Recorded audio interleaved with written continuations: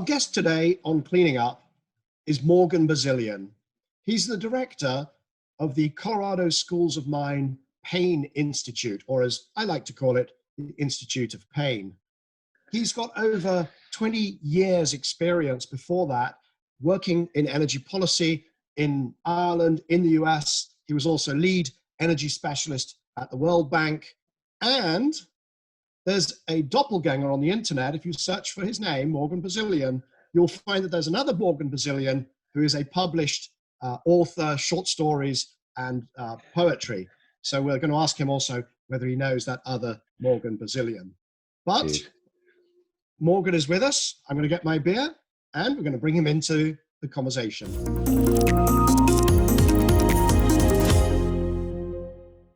Morgan, good to see you. Nice to see you, mate. You know, we could start with your doppelganger, the other Morgan Bazilian. Have you met him? I have. So I'm a secret poet and writer, and interestingly, it is you, isn't it? It is me, but I've had some success over the period of the pandemic. I've gotten quite a few poems published in literary magazines and journals, so that's been a nice side gig. No, I'm sorry, I didn't mean to start off by embarrassing you, but here you go. I hope everybody can see that. There it is. Quarantine by Morgan Bazilian, and I love it because it literally says your bio. It's got a much better version than mine. It just says poet and physics professor. Yeah, that's right. That's great. Well, I'm all for multiple lives and integrating them as much as possible. But let's go back to when you and I first worked together, which was when you were special advisor, was it, to Eamon Ryan, the Minister of Telecoms and Energy in Ireland at the time? Yeah, that's right. I had been working in Ireland for 4 or 5 years, helping to run the National Energy Agency there. And when Eamon Ryan became the minister, the government switched over. He called me up and asked me to come on as his energy guy. He had the brief over, if you remember, energy, natural resources, and telecoms. So it's a really interesting brief. And so I moved there and was working with him for 2 years. And we started when you were relatively early days at New Energy Finance. That's right. And of course, for context, he was the leader of the Green Party, still is, and but was in government. There was a coalition before the great financial crisis. And I suddenly got this, I think probably an email from this guy, Morgan Bazilian wants me to come to Dublin and give a speech or do some stuff. And I was very honored. But that was our first time. That was the first time that I heard from you. And Eamon now, of course, is back in government with an even bigger brief. Yeah, that's right. So he's now as the sort of third ranking minister, but he has a similar brief, although climate change and transportation and energy. So it's a terrific one for him. And he seems to be going great guns with it. That's right. I think he also has transport and tourism and stuff like that. So I need to reconnect with him. I've stayed in touch, and I need to ask him if I could be of any help in his ministerial brief again. But you did that for a couple of years, and am I right in saying that you actually ended up getting I don't know, it's not freedom of the city. You're an honorary citizen now. Well, I'm a real citizen of Ireland. I got it through services to the state, and so I've been and then my son Kian, who you've met, he also has Irish citizenship and an Irish name. So you got that, but you did get it. You got full citizenship for your services. That's absolutely tremendous. And then the next time that we interacted, you left that role, and you told me there was this extraordinary guy, Kande Yamkela, who was at the UN. He was the Director General of UNIDO, and but he had this thing about energy and would I help? But you, right. How did you decide to sort of leave the green pastures and you went to Vienna, right?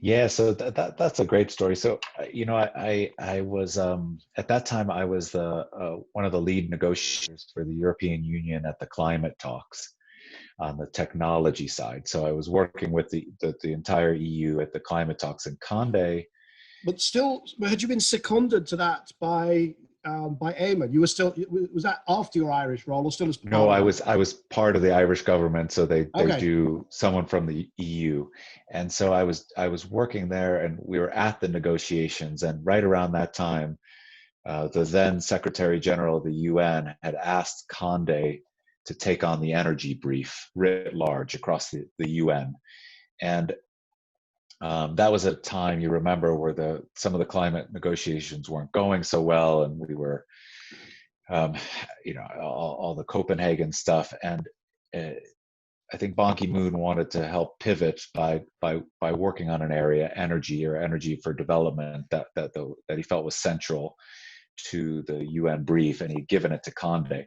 So Conde came up to me in the hallways outside of the negotiations, and said, "How about coming to Vienna and helping me stand up the energy brief at the UN?" And so I thought that was something I couldn't turn down.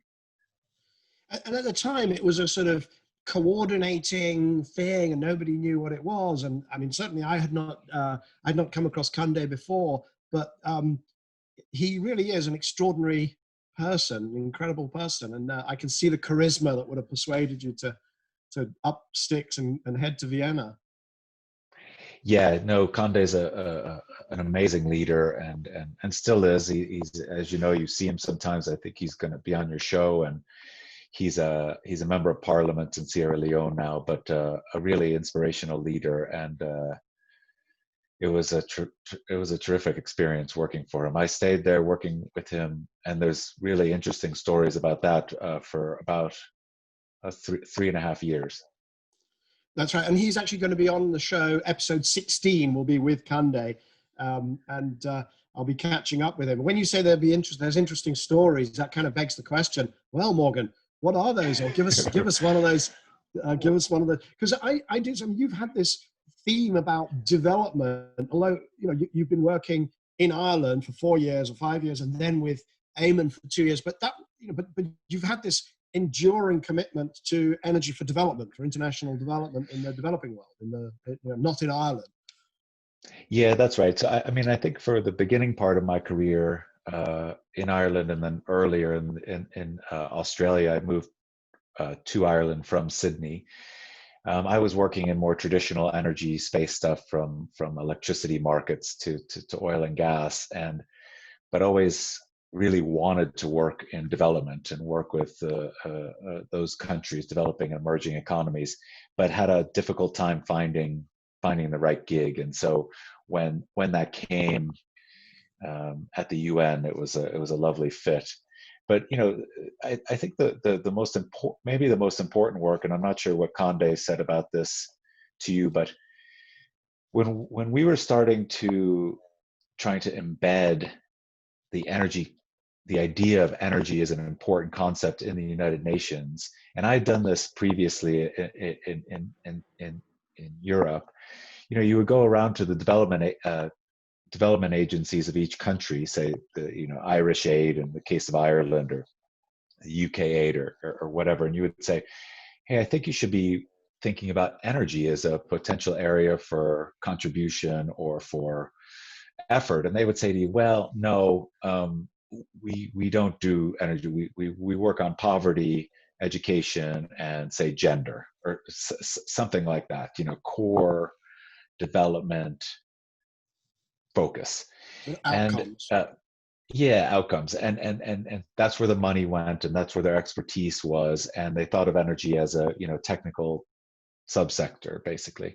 And so the job over the first couple of years anyway within the UN was really having lots of meetings in New York with the various ambassadors from the 198, 199 countries to the UN around how,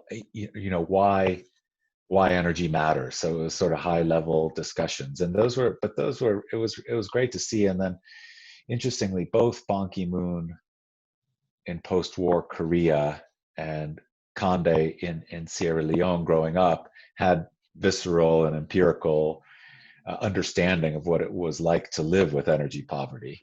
I grew up in in Connecticut, near Hartford, Connecticut, and so I had no such experience of that, except for once they made a movie about it. But the power going out. I learned a lot about both diplomacy and process and content, and the mix of how those have to work in the UN system. And there's, that culminated ultimately with that became what is now SDG 7, the Sustainable Development Goal 7, where really energy is sort of regarded as almost an outcome in its own right, because it is so central to all of these different development. You can't have education, you can't have health, you can't have any of these other goals without the energy, right?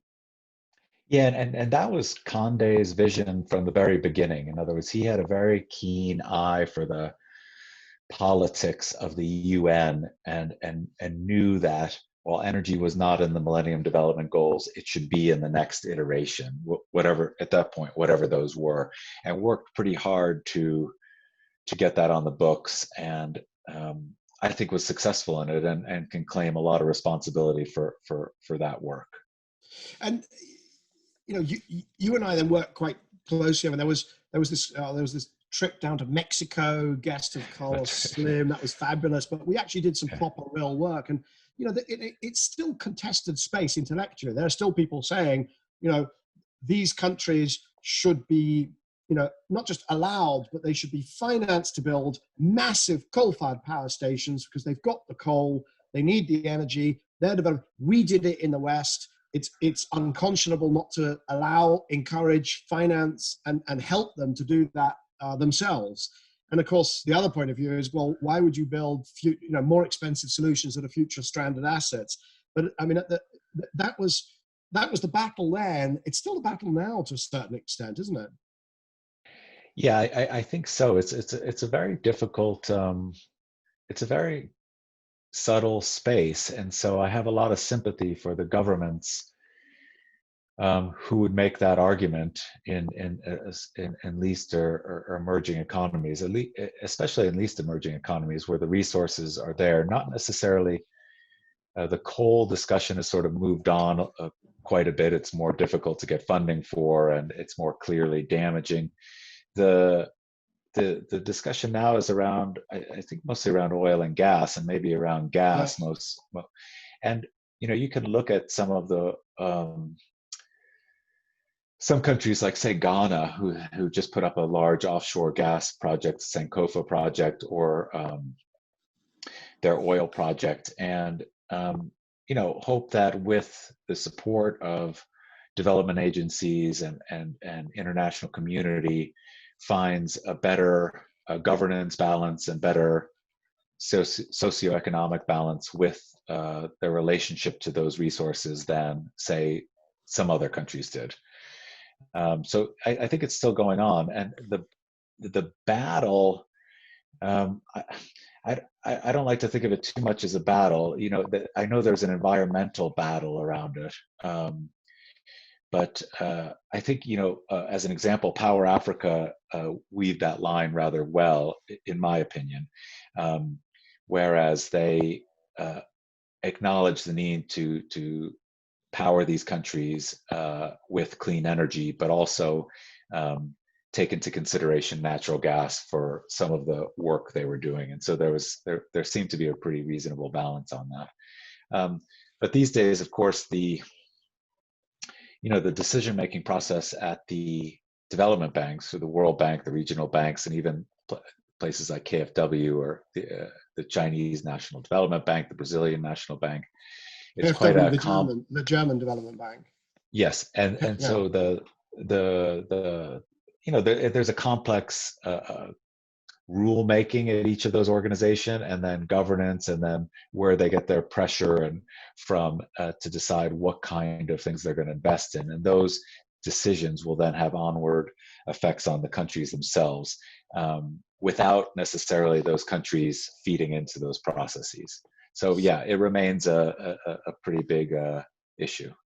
Yeah, and I guess where I come down on it is there's a few sort of principles. Like, first of all, what I really, really dislike is when you have people who have effectively no exposure to these countries, there's at various sort of think tanks in the Beltway in the US or wherever. And then for ideological reasons, they start pontificating about, what those countries, and they're always, coming from a position of sort of defending the interests of the fossil fuel incumbent industries, and then, but trying to promote those as in some way, pushing them onto those countries. It's not, if it comes from the countries, at least that feels like there is, those are decisions that the countries legitimately should be allowed to make for themselves.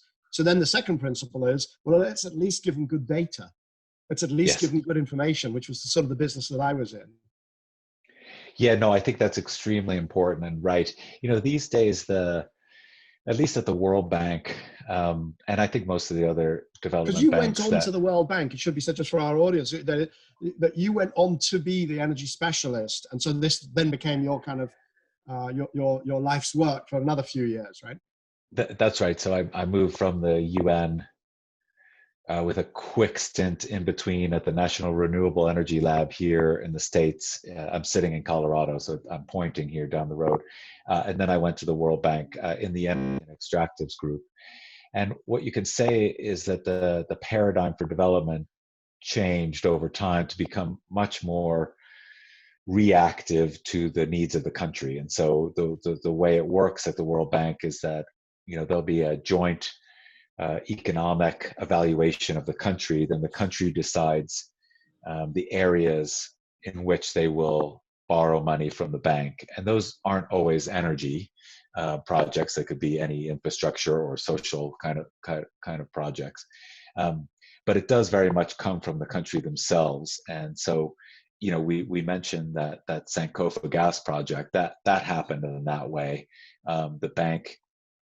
The World Bank gave a partial risk guarantee for that project, but it was invested by, it was a $10 billion project. So the capital wasn't there in the public sector to do it. And that's how it worked. And so far, I think from the Ghanaian perspective, it's not without hiccups, but it's a powerful resource for them politically and for their people. And now you can see the same sort of thing playing out with a much more difficult political situation in Guyana, as an example. But yeah, so those questions are all live. But right now, as you know, the World Bank, they can't invest in coal, they can't invest in nuclear, they can't invest in upstream oil and gas. For straight investments, I'm not sure how they would go around thinking around risk guarantees or insurance products. And then to a certain extent, and then they have a hard time investing in large hydro.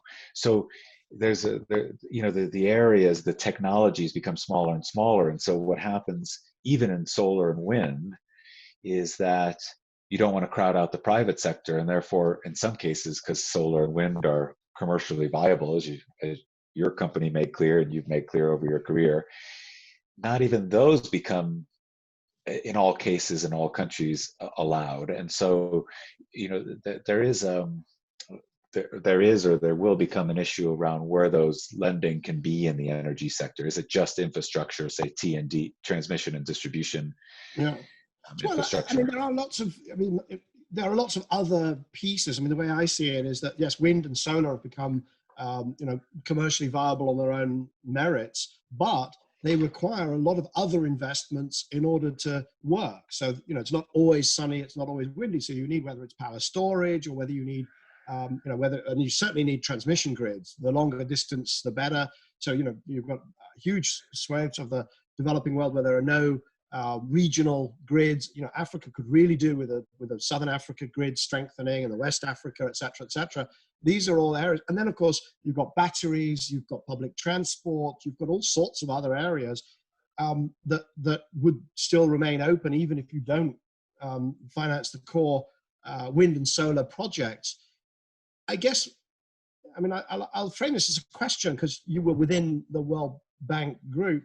Isn't one of the problems, though, that the size of the average asset in energy and I guess also in transportation, it's just small compared to where it was? There just aren't that many $10 billion projects in solar. There are a few coming along now, But, you know, the World Bank isn't set up really to put money into aggregated groups of smaller, you know, certainly not, they really struggle at the kind of solar rooftops and distributed power, which is, you know, also very vibrant and has a huge capital need, doesn't it? Yeah, no, absolutely, and you know that has definitely been an issue in the past. You know, if you're below this sort of $100 million, so not at the 10 billion, but at the $100 million or lower, then they look at instruments like seeding local banks for onward grants and things. But of course, that kind of investment from the bank is still pretty complicated. In other words, to go to a series of local banks for aggregated projects. And it's arguably not the best instrument, as you're indicating or alluding to. And so, yeah, and you know, something else I worked on quite a bit at the bank was, so maybe a couple of years ago, I wrote about the energy storage, the battery needs for developing countries. Because of course, you and I hear a lot about it for European jurisdictions or California or whatever, but a lot less in developing countries, which is true across the board. And so the bank did launch a new battery, just as I was leaving, a new battery a program for developing countries. But one of the more interesting things I worked on while there was, how do you, so if you think of the countries they work with as least developed or lower income, middle, upper, and upper income, that they would work on the bottom two of those. Emerging economies these days don't have the same need they used to go to places like the World Bank for funding, because they can go to either capital markets, or they have their own funding or their own development banks, etc.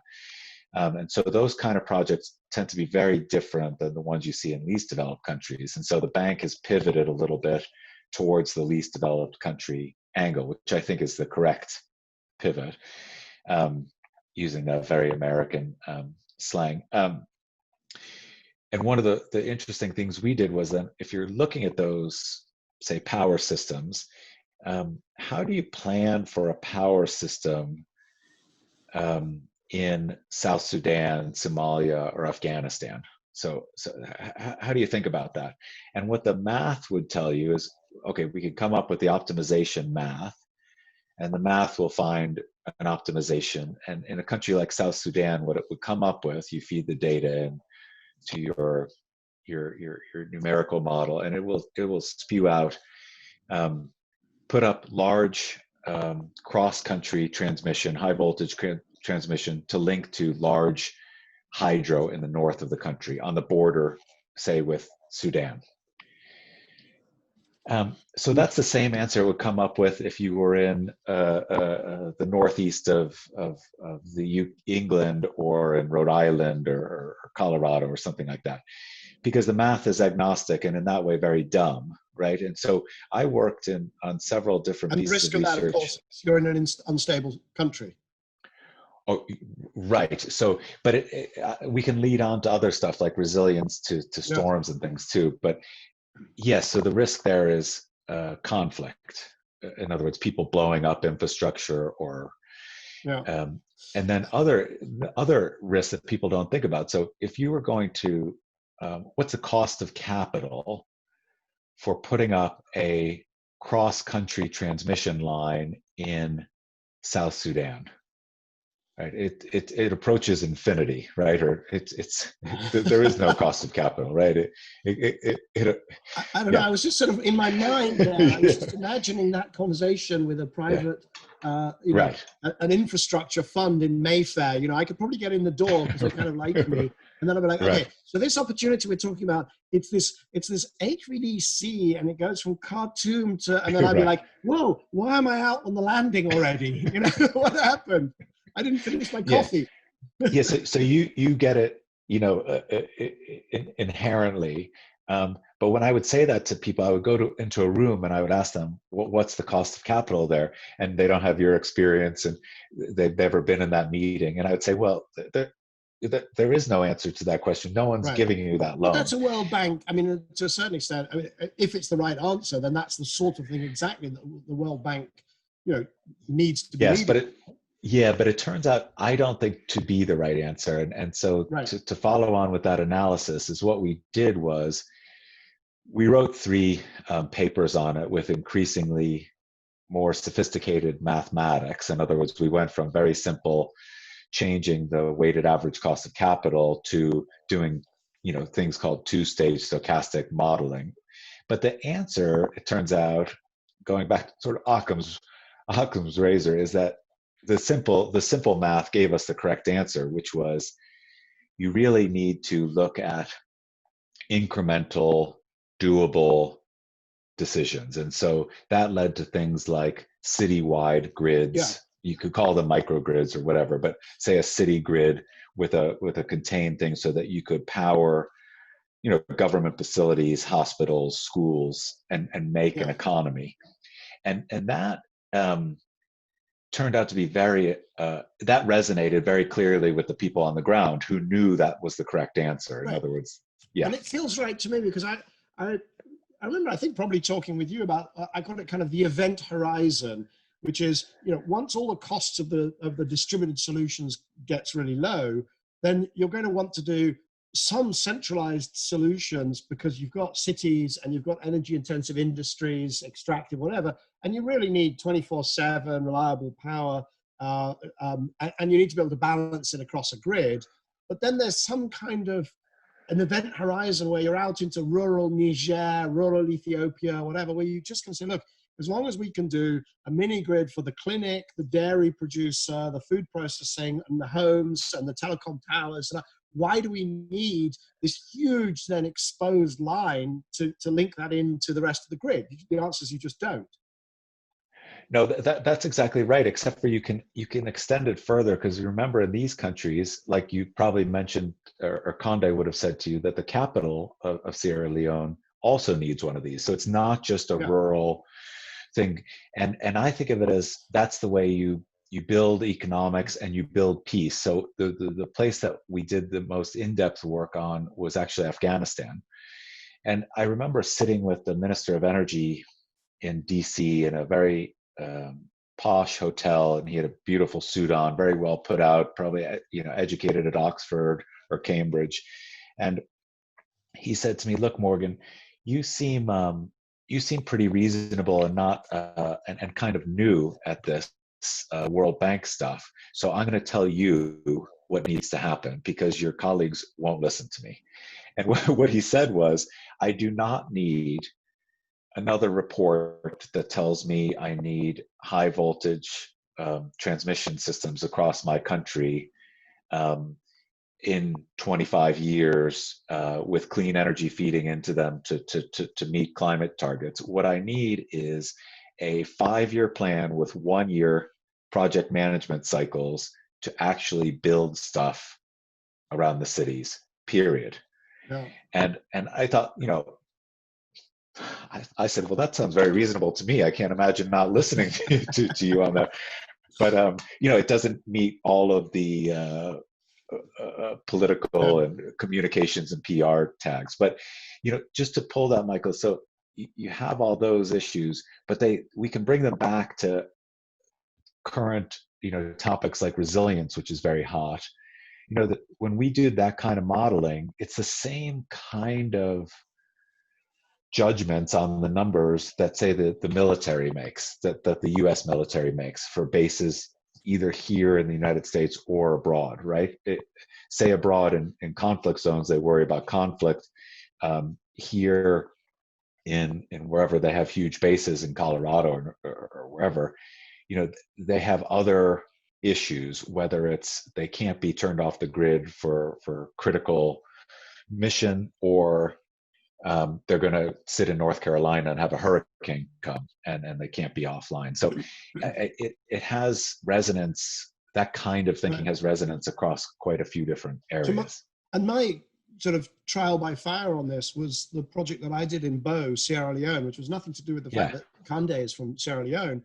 I just saw a tweet. I was actually about to have dinner with the Taoiseach and with the head of the Oh, yeah. ESB in Ireland. And on the Oh, way yeah. there in the car, I saw a tweet from a doctor, an Irish doctor, saying 3 of our babies died last night because of a power cut in this hospital in Bo.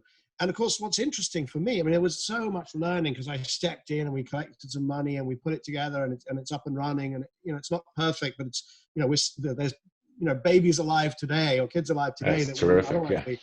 But, there was so much learning. And, one of it was all of our statistics are basically rubbish because you would have gone into, if you looked at the statistics on energy access, it would have said that Bo has access to electricity and you'd move on. Right? The fact is that there were power cuts and a premature baby dies in 20 minutes if it doesn't get warmth and oxygen. So the fact that you could tick it off on some, World Bank index, Sustainable Energy for All index, whatever, it actually didn't help those babies at all because it wasn't resilient. There wasn't the resilience there to keep them alive. No, and that brings up a real, a point I've been passionate about for a long time is, all the statistics for, as you said, for SDG 7 or energy access are a binary statistic. They're either you have access or you don't.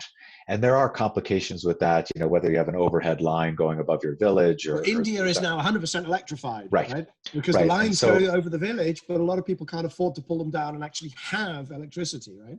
Well, not only that, but one thing we found recently, and I just published a paper on this month, was what if we tried to come up with an index for reliability? And so what we did was we said, look, this doesn't have a scientific basis of what's reliable or unreliable. We're going to make a guess. And so we called it reasonably reliable electricity. And what we said was, what if we took that number, the number used to always be about 1 billion. Now the number is at whatever, 800 or 900 million without access to electricity. Under services. 800 now. Under 800 under million. 800. It's the lowest number in the history of the planet that hasn't had electricity since before the population was 1 billion. Right. Okay, great. So it's 780 billion or whatever. It's still 800 million people who don't have electricity. So, Right. But what we did was that's what we were thinking. So that's what you and I would call it, or I would call a beautiful number, right? It's the data's pretty good, but not great. But it's an important number because it gives you a sense of scale, and therefore you can react and you can create policy, et cetera. What we did was we said, what if we took two metrics of reliability, SIDE and SIFI, so the system duration and the system frequency outage, and we made a metric. In this case, something like 12 hours and 12 days or something like that. We came up with a metric. And we said, let's apply this, and what's the new number who have access to reasonably reliable electricity? And where did you get the data from for that? So the data for SIDE and SIFI, we got mostly from World Bank survey data.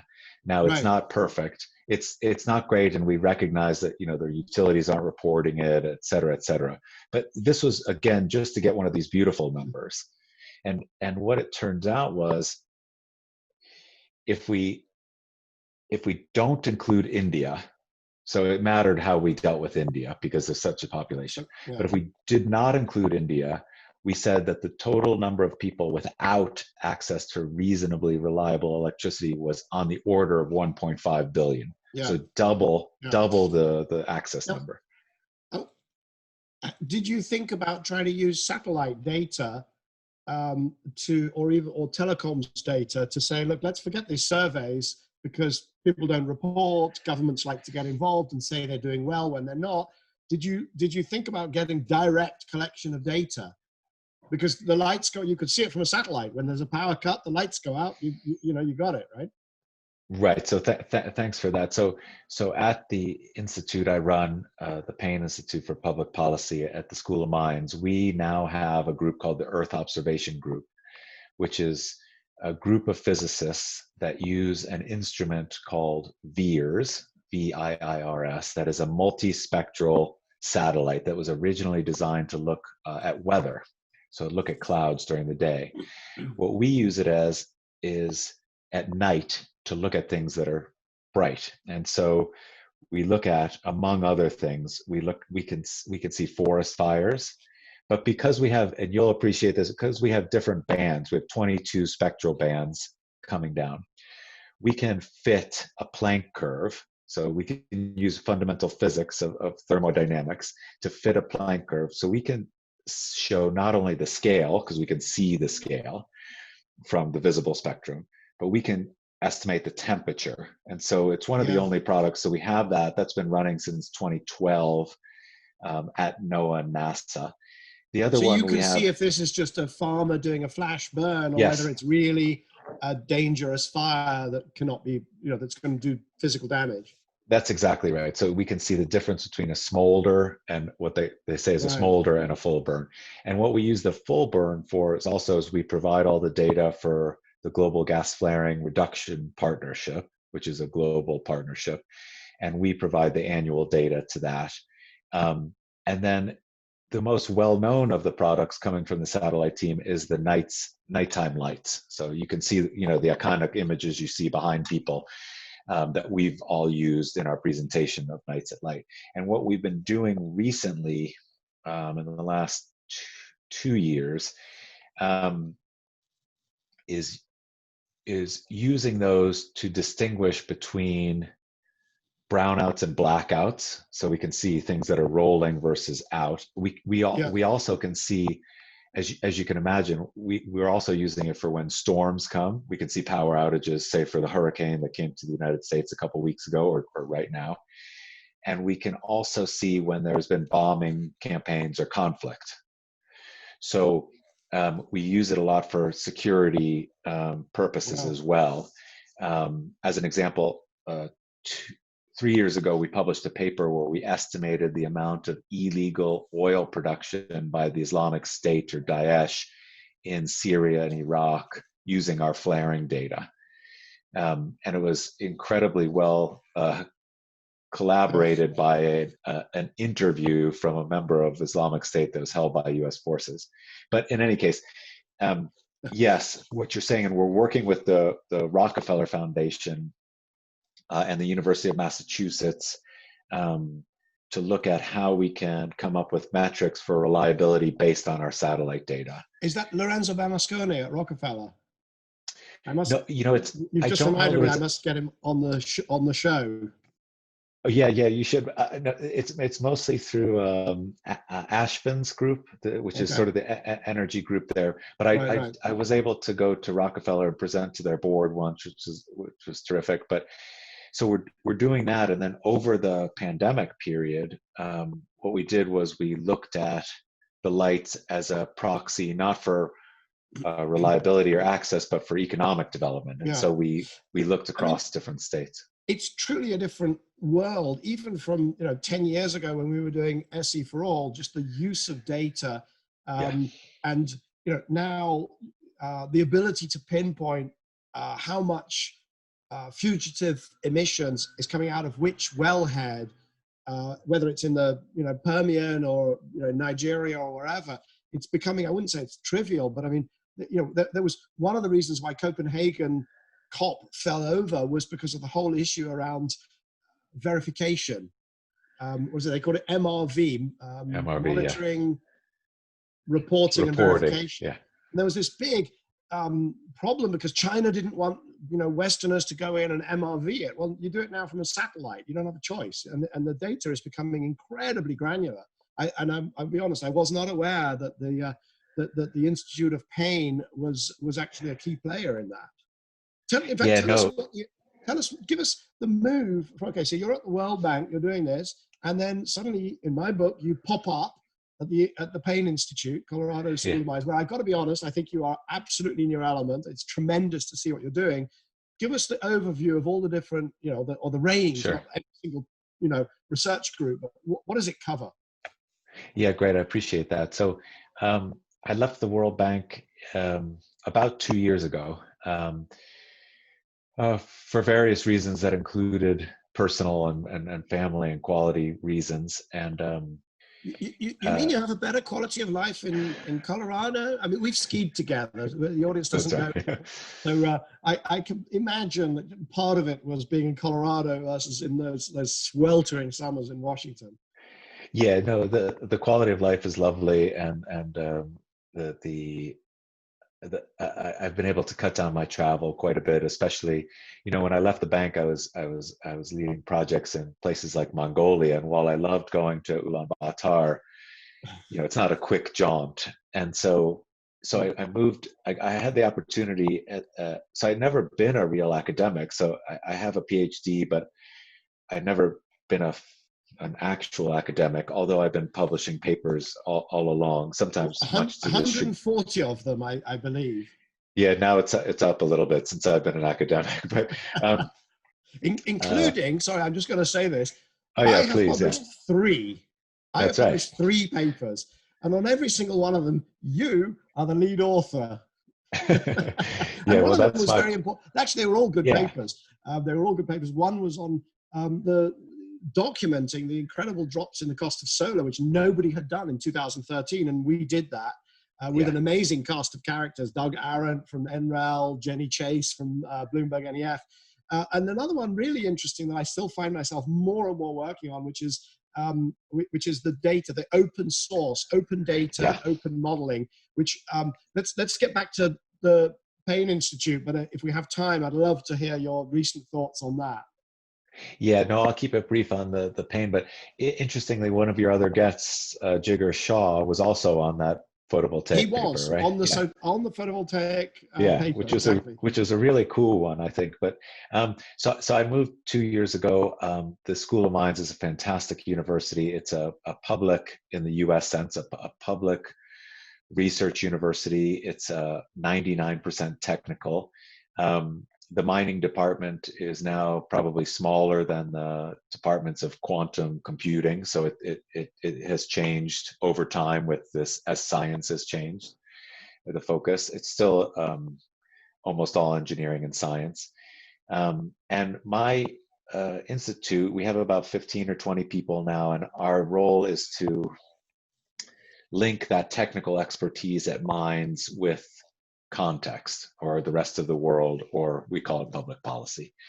And so we have different programs ranging from some of the stuff we've talked about today. We have a program on the future of oil and gas, what oil and gas looks like in the energy transitions. We have a program on just and equitable transitions. We have a program on Earth observation, so from the satellite group, and we have a program on minerals and metals in the energy transition, as well as a new one we just launched this week on carbon capture, utilization, and storage, which is an interesting one. Coming to a university, you don't realize that universities don't have management structures in the way you or I were understood them, either in the private sector or the public sector. And so there's quite a lot of freedom, and that freedom is lovely and part of the deal. It also makes for, the academics invented the ivory towers, of course, and so there's a lot of this and not as much of this. Right, and it's freedom, but in a sense, it's freedom to go raise some money to stand up a team to look at X, right? That's right, and that's why I'm so grateful to have the opportunity to be in a cross-cutting institute. So I've been working recently with our the School of Mines has the only and therefore the best space mining program in the world. Right. And I now consider myself one of the top 10 space mining policy experts in the world, because there's only 4 other people or something. But that cross-cutting is great. The space mining, I mean, that's like capturing, I don't even know, meteorites or asteroids, one of the two, whichever one is small enough to grab, right? It's interesting, because these days mostly what they focus on is the moon and water from the moon, because of course from the H2O you can create hydrogen, you can create water, you can create oxygen, and so that is their focus right now. And you're hearing from one of the great experts on space mining policy, so you've heard it here first. So when I go to visit that private equity infrastructure fund in Mayfair, shall I take your business plan for moon mining? It's interesting. It's interesting because those people in Mayfair would listen to this before they would fund that transmission line in South Sudan. You're absolutely right. They would be more interested in a way, because it's kind of more way out. But let's talk about mining. Let's get back to Earth if we can. Sure, yeah. Because there is this sort of, some of the wonderful people that you and I interact with that are very committed to renewable energy, they sort of think that if we move to renewable energy, we're going to heal the planet, and you know, it's going to be soft touch, and we're all going to live. We're going to be nice to, you know. There's a bit of kind of kumbaya to it, but actually, clean energy is going to require massive amounts of minerals, and some of them are only available in places where governance is extremely risky and dubious at the moment. Or am I wrong? Is your research group proving that that's not the case? Can we just recycle and it'll all be No, so like everything, it's complicated. So, you know, what makes it uncomplicated and what most people see in the media is an announcement yesterday by Elon Musk that you know, he's going to take all cobalt out of his lithium-ion batteries, go all nickel, and then he wants everyone in the world to mine for nickel and lithium. So he needs tons of lithium. So he's going to put up, and so that permeates through, and all today on Twitter or any social media, you'll see lots of lithium miners being very excited at their new market, which just increased by a couple orders of magnitude. Well, he's been their best friend for a while. Yeah, he has. Yeah, but the area is fascinating. So if you look at a graph of an upward facing energy demand graph over time, right? Say one of Naki Senovich's graphs from 1850 to the present. So this is Naki Senovich of our friend Naki from IASA, right? The big systems energy genius. I mean, there's only one way to say it, right? That's right. And so if you look at one of Naki's graphs of energy, which are lovely to use for pedagogy, you'll see it going up. And interestingly, what you'll also see is that the energy system, as it's progressed, has also become considerably more mineral dependent. So not only in scale, but also in type. So the diversity of minerals has increased and increased. And now we're talking about the 17 rare earth elements, and cobalt and manganese and nickel and neodymium, which is one of those rare earths. Well, just before we get onto those, when you say this energy curve that goes up, you don't think there's any chance that we will just be smarter, because this is final energy. Forget primary energy, most of that is just thermal waste. But you're talking final energy, and you don't think that we can actually be energy efficient and make that flatten. So you're in the kind of it goes up forever camp. No. So what I was saying was, historically, if you look at a historical curve to the present, now the future, of course, is much less sure. But what we can say is that if we look at these critical minerals, and there's various ways to determine what is critical and not, and they're mostly sort of parochial national determinations around security, or at least the one in the United States is. The one in Europe is a little bit better, as you can imagine, and Japan is a little more similar to the US. But these are rare earths, but these are assessment. I mean, it's just rare because that's what they were called in the 19th century. So that's right. So rare earths aren't rare, but they're not all of them. So 35 of these things, and not all of them are rare earths. They range all over the place, from things and they also, the demand is focused on the energy sector, but also the defense sector. So in the US, of course, that's very important.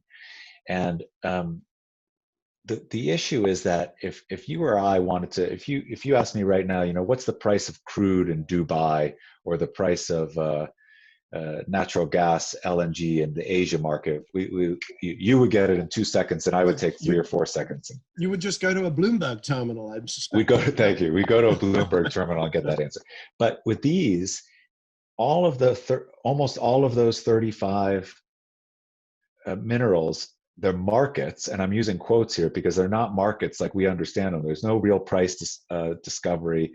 There's oligopoly or monopoly behavior in almost every one of them across the supply chain. And then you have these complex supply chains, from digging rocks to putting up cathodes and anodes and processing and all the rest. And so it's very difficult to make big homogeneous statements about what's going to happen in the minerals and metal space, because it is so complicated. But doesn't it over time, as the sectors become more dependent, the volumes grow, some of those just become liquid market? Yes. solar grade silicon was not a thing when I started New Energy Finance. And I went to the team and said, we are going to do price discovery and we're going to find out how much people are paying for this. And they all said, oh, no, you can't. It's all over the counter and there's no transparency at all. And I was like, I don't care. Get on the phone. I'm not hearing you dialing. I'm not hearing you dialing, And they went that's right, Michael. We got that transparency. Yeah, no, that's right. And there's a really cool firm called Benchmark Minerals, Yes. which is located in the UK also. And it reminds me of the early days of coming to visit you in London at the NEF office. So you had this 3-story office and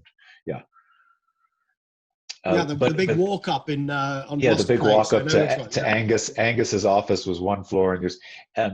But the 2007. So yes, yeah. So I think yes, some of those markets will mature.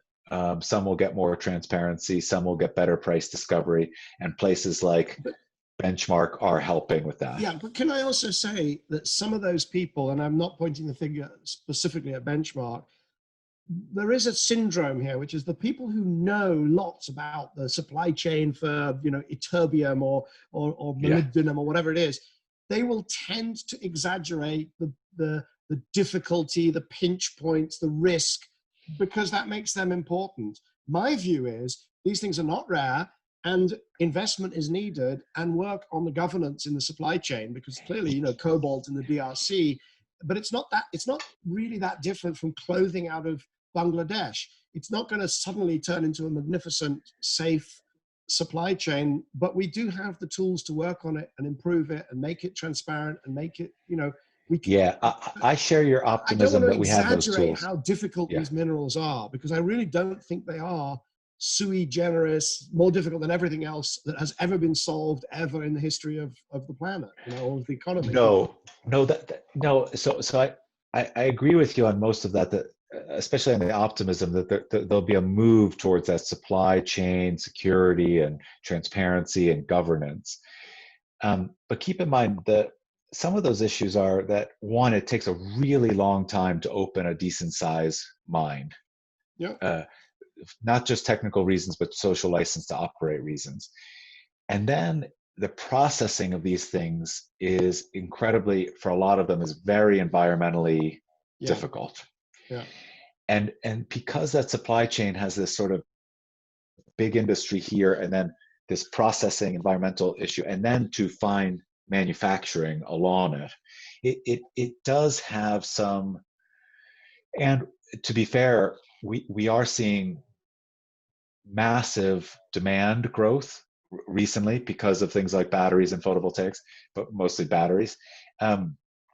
And the problem with those markets being not transparent now is that since there's no good price discovery, it's very hard to get a good investment signal on either direction. So to go back to the mine or to go to the cathode making. So I do see that there are some relatively serious issues in that. And then that's on the energy side. The defense side, of course, is much different. So, they don't need a lot of these things, and I take your point, people are saying, oh, well, we have to get these made domestically or the US military won't be able to get what they need. And I say to them, I'm pretty sure the US military could get it if they really wanted it. Right. I mean, but they don't. But they need some instruments themselves. So do they really want to be in the business of owning mines and processing, or do they want to be in the business of making some really great PPA type, some contractual arrangements, right? It's such a fascinating area. I worked in consumer goods, and there was a time when a large Anglo-Dutch consumer goods company owned cactus plantations because the beetles on the cactuses made the red dye that was needed in various products. So the US military could go that direction. Right. But let's come back to the and by the way, when you say energy, I mean, this is also transportation. It's all these rare earths are also needed in all the motors. And what worries me, I will be honest, is resilience writ large. I don't think that it's possible to say, right, molybdenum or cobalt is the problem. I'm worried about it on a kind of system of systems basis. We're taking the energy system, we're linking it to the transport system, and not just of the electricity system, linking it to transport, linking it to telecoms, linking it to payments, linking it to mining, linking it to food distribution, linking it to the remote medicine. Everything is being linked with a tightness that is unprecedented. And then you get a shock, and it doesn't have to be a cyber attack or a pandemic. It could just be, it could just be a tornado takes out a pylon. It could be just random noise, a bug, literally the old bug that goes into the system and takes out a computer. And these systems, there are no firewalls anymore. Right. We have police cars are going to be electric, and then they have to get charged using the power system that they are also supposed to be defending. And this sort of thinking really worries me. Are you working on that at the Institute? Yeah, I mean, I hope someone is. I hope you are. Well, I think it's a great point, and adding to your list there are things that it's getting tightly coupled, but not always in the right ways for policy. So say we have to tightly couple urban planning with that transport piece at the same time as the EV piece, right? So I mean, even how we couple them, or how it looks like we'll be coupling them, might not be the right coupling. But yeah, those macro security issues, we've been working quite a lot on from both the perspective of the military. So we've done quite a lot of work on how the military not only leads on innovation, but how it deals with resilience in its various systems. But that system of systems thinking is terrific, and I don't have tons of research on it outside of the kind of seeing bits of it from the data we see from the satellites. And yeah. So our guest on episode, I think it was 8, Roger Dennis out of New Zealand, right. He worked on the pandemic preparedness and found it very difficult to get people to, even the government. New Zealand has done well during the pandemic, but it wasn't because of preparedness for a pandemic. And the question that we ended up examining was, when it comes to resilience, do you sort of do lots of thinking and identify the problem and have a plan in the drawer for it, or do you prepare more generically? So you build in firewalls, you just become nimble, you put more resource into sort of weak signals so that you spot things earlier, and that gives you more time. What is it? Is it kind of preparedness in terms of planning, or preparedness in terms of agility, if you like? Yeah, and that's why, I mean, the resilience piece that's become so popular and thinking about in terms of climate change, mostly in terms of storms. If you notice, I just did a piece with the Atlantic Council yesterday on resilience and power grids. But if you listen carefully, the discussion mostly tended towards low carbon and grid integration and maybe reliability, but not necessarily this resilience piece, which I think about as bouncing back. How do you bounce back? And the two ways you bounce back are the two you just mentioned. And yeah, so that's how I think about it. But so what we're working on is, how do you come up with metrics for that the bouncing back piece that you can then put right. into either endogenously or exogenously into modeling or planning systems, so you can see what happens. Well, when you have those metrics, you'll be able to answer, I mean, maybe you have the answer already intuitively. If we shift to this kind of clean energy, clean transportation, smart infrastructure, whatever, is it going to be more resilient because more of the energy will be local, more will be distributed and so on? Or will it be less resilient because of all these close linkages, lack of firewalls, etc.? What's your gut? Does it tell you are we going post-transition? Are we going to be in a more or a less resilient world? I mean, my gut would say more, because at least at the beginning, at this stage in the design and planning process, we at least have the vocabulary word as important. But I think it's a really interesting one as people think about, say, cybersecurity, which is one of those risks you've been talking about.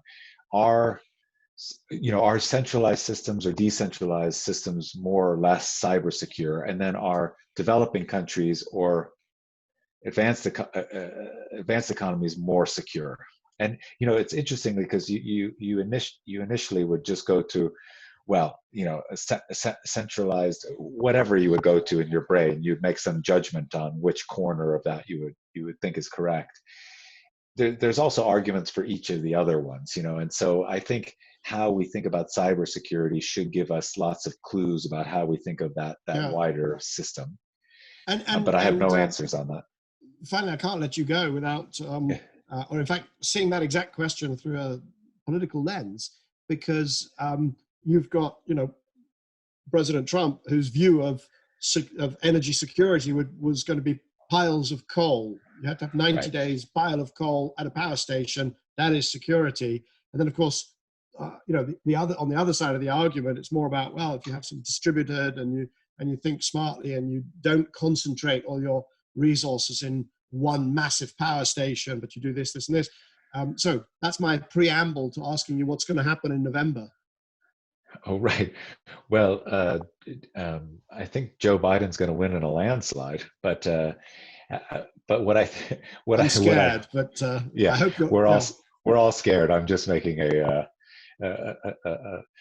non-538 type of prediction, but yeah, I think, you know, how we think about what security means, just like how we think about what resilience means, is really important to the instruments we put in place. So if you believe security is about sovereign walls, literally, and independence and dominance, which has been the language of the Trump administration in energy and in everything else, then you think about the world in a very cut off, I think, parochial way, where, as you've said, and I believe, the world is only getting more interconnected, more and more and more interconnected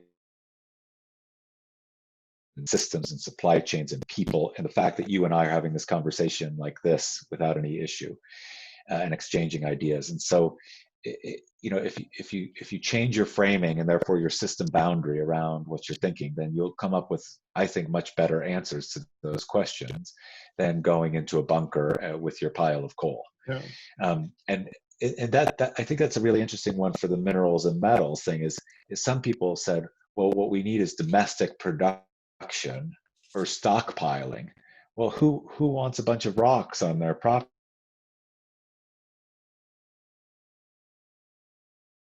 Stockpiling is a bad use of capital. Well, it is absolutely, but it's even worse in this case, because think about it. You know, you can actually use that oil or gas, something that you stored, right? It's usable, even though I agree with your economic case. But the pile of rocks is not usable to you, right? Literally not usable, unless your children are going to climb on it or something. But so I think how you frame these questions and acknowledge interconnectedness and supply chains and approach it with some humility, you might have a chance of getting the right answer. I said I was going to finish with a question about the election, but actually I realized there's one other thing that I do need your view on. I've just been appointed as advisor to the Board of Trade. I saw. In That's the UK. Great. Yeah. And you know, those supply chains that you talked about, you know, what do I need to know for on trade? How do we ensure that the trade system sort of encourages, accelerates the shift to these, you know, newer, more flexible, more you know, smarter and lower carbon systems? Yeah, so I think especially on that minerals and metals piece, specifically around the minerals question. Well, it's a good example too, because okay, you know all about the crazy tariffs the Trump administration has put on photovoltaics, et cetera, and we've both written on that. But and the minerals and metals, you know, I think it's mostly you want to do things that move towards that optimism you spoke about, move towards the transparency, the liquidity, the price discovery, the governance functions. But very specifically, do you use trade to say, you know, we want to do that, but we cannot have, you know, children in the mines, we cannot have these egregious, you know, pollution in the processing, you know, of those, because as you say, there's a huge environmental footprint from processing some of these resources. So we're so do we working use quite the trade system, or do we work in parallel? That's the question. I think it's a little bit of both, like anything. But I think that we're working quite a bit on understanding the full supply chains for these minerals and metals as they relate to environmental, social, and governance. So as they relate to ESG things.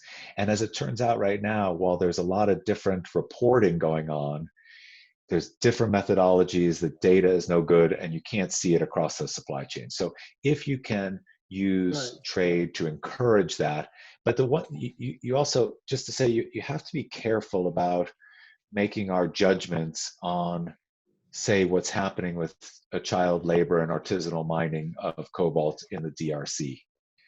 Because of course it's fundamentally bad, and you and I wouldn't want our children doing that. But at the same time, it's relatively small scale as a percentage of the mining.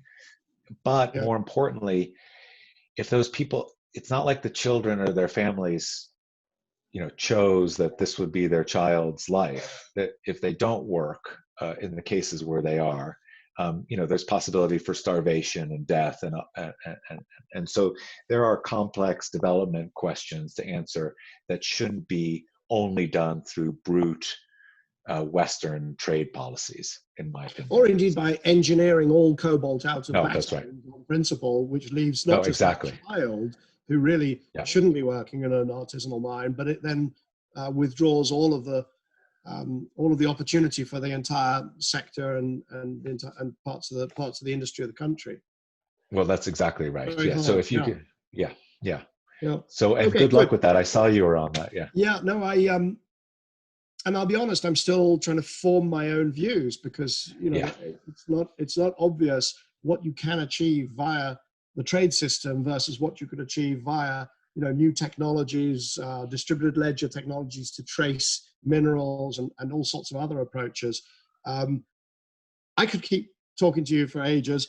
I'm slightly worried that if I do, I'll end up having to collaborate on many more papers, because we share so many interests, and ultimately all of these require some proper work to flesh out. I'm absolutely thrilled with where you've ended up at the Institute of the Payne Institute, because I think you've now got a clear line of sight to investigate so many important issues, as we've heard.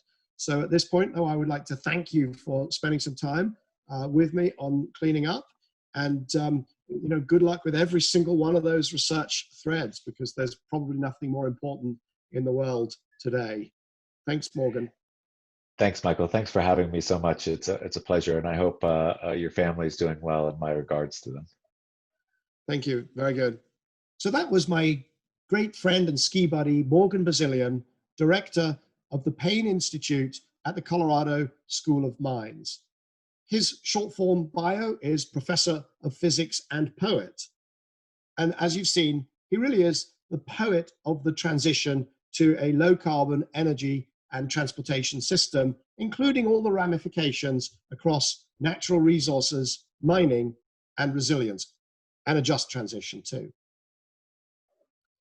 My guest next week on Cleaning Up is Jonathan Maxwell. He's the CEO and founder of Sustainable Development Capital Limited, where I'm a senior advisor. SDCL is one of the world's largest investors in energy efficiency, helping corporates to secure cheaper, cleaner, and more resilient electricity, heat, and energy services. Please join me next week on Cleaning Up to talk to Jonathan Maxwell.